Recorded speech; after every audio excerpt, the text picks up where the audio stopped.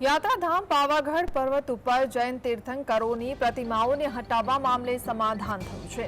જૈન અગ્રણીઓ, કાલિકા મંદિર ટ્રસ્ટ અને વહીવટી તંત્ર વચ્ચે ત્રિપક્ષીય બેઠક યોજાઈ, જેમાં સર્વાનુમતે મામલો થાળે પડ્યો હતો। જે મુજબ કાલિકા મંદિર ટ્રસ્ટ જ મૂર્તિઓને અગાઉની જેમ જ તે જ સ્થાન પર પુનઃસ્થાપિત કરાશે। પૌરાણિક જૈન મૂર્તિ હટાવવા મામલે રાજ્યભરમાં જૈન સમાજમાં ઉગ્ર રોષ ફાટી નીકળ્યો છે।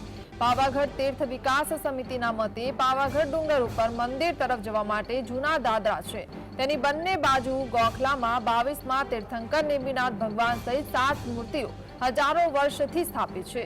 જૈનો ત્યાં રોજ સેવા પૂજા માટે જાય છે। 20 દિવસ પહેલા આ જૂના દાદરાને તોડવાની કામગીરી શરૂ કરી હતી, ત્યારે જૈનોએ કલેક્ટર અને એએસઆઈને આવેદનપત્ર આપીને ડર વ્યક્ત કર્યો હતો। આ તોડફોડની કામગીરીમાં જૈન તીર્થંકરોની મૂર્તિઓને નુકસાન થશે। આ મૂર્તિઓ પ્રોટેક્ટેડ મોન્યુમેન્ટ છે।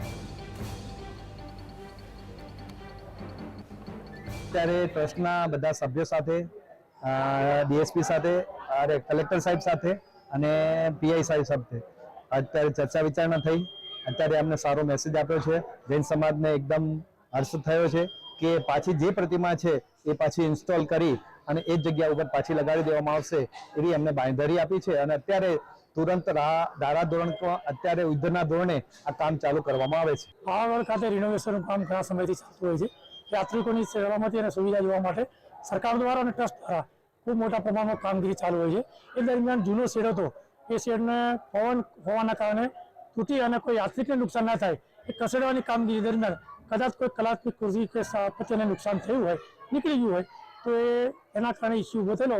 પણ આજરોજ જૈન સમાજના આગેવાનો સાથે ચર્ચા વિચારણા અંતે સુખદ સમાધાન આવેલ છે અને જે કોઈ મૂર્તિઓ હશે એને રિસ્ટોર કરી અને વ્યવસ્થિત એનું